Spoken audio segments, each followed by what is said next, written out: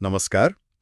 आज हामी नेपालमा अहिले निकै चर्चामा रहेको यो भिजिट भिजा काण्डबारे अलिक गहिरिएर कुरा गरौँ न।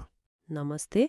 हो, यो विषय त साँच्चै नै मानव तस्करी अनि त्यो माथिल्लो तहको भ्रष्टाचारसँग जोडिरहेको छ। हो, हामीसँग यसका लागि विभिन्न जानकारीहरू पनि छन्, होइन? नोटहरू, केही अध्ययन सामग्री, अनि को मुछिए, कहिले के भयो भन्ने सूचीहरू पनि। अनि केही विश्लेषणहरू पनि छन्। हाम्रो आजको छलफलको मुख्य उद्देश्य चाहिँ यो सबै जानकारी हेरेर यो काण्डको खास कुरा के हो, को छन् यसमा, अनि राजनीतिक रूपमा के भइराखेको छ, अनुसन्धान कहाँ पुग्यो, यसबारे प्रश्न पार्नु हो। ठिक हो।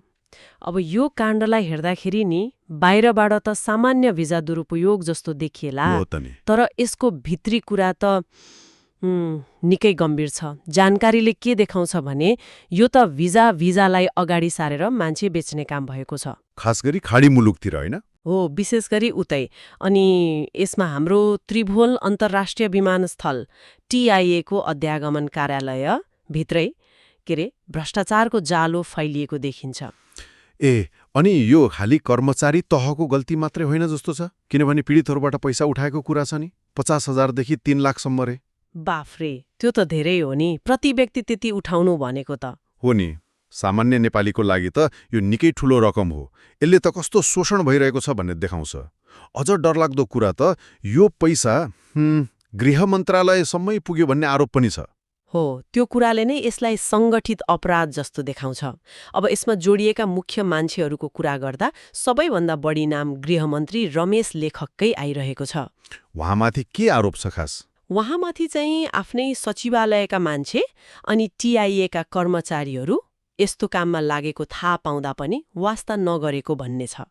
अनि अर्को कुरा, अध्यागमन प्रमुख तीर्थराज भट्टराईलाई TI जस्तो संवेदनशील ठाउँमा सरुवा गर्नु अनि पछि अख्तियारले छानबिन थालेपछि फेरि फिर्ता बोलाउनु, यसलाई पनि शङ्कास्पद रूपमा हेरिएको छ। तर गृहमन्त्री लेखकले त मानेको छैन नि यो कुरा।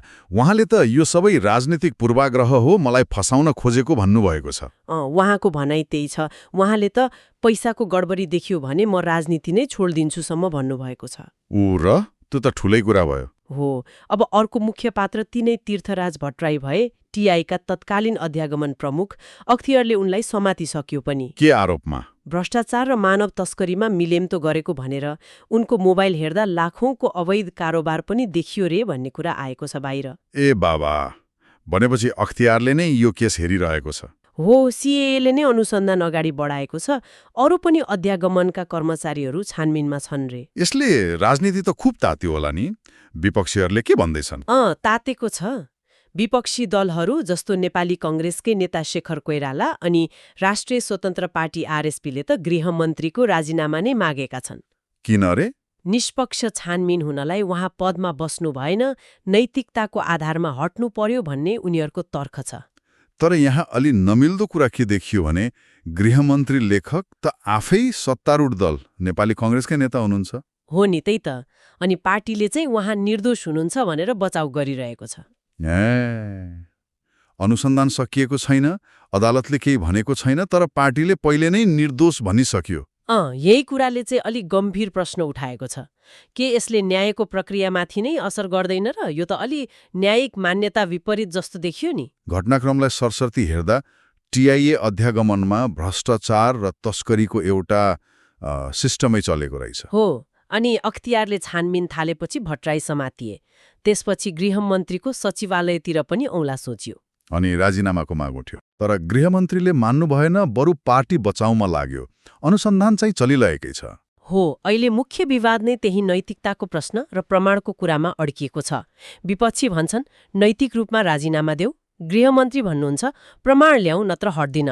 अनि सत्तारूढ दलले यसरी सिधै बचाउ गर्दा त अनुसन्धान कतिको निष्पक्ष होला भन्ने शङ्का पनि उठ्ने नै भयो। त्यो शङ्का झन बलियो भएको छ। ल, आजको हाम्रो यो कुराकानीलाई छोटकरीमा भन्दा भिजिट भिसा काण्ड भनेको मानव तस्करी, भ्रष्टाचार अनि राजनीतिको एउटा निकै जिलिएको जालो रहेछ।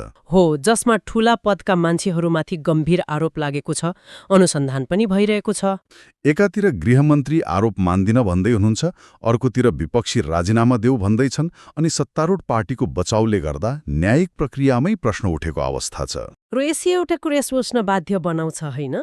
जब अनुसन्धान चलिरहेको छ, कुनै टुङ्गो लागेको छैन, त्यस्तो बेलामा सत्तामा बसेको पार्टीले नै आफ्नै सदस्य, त्यो पनि गृहमन्त्री जस्तो पदको मान्छेलाई निर्दोष भनेर वकालत गर्दा यसले नेपालमा शक्ति पृथकीकरणको सिद्धान्तलाई कस्तो असर पार्ला, अनि यस्ता ठूला केसहरूमा न्याय पाउने सम्भावना कस्तो रहला, यो निकै विचार गर्नुपर्ने पक्ष हो जस्तो लाग्छ मलाई।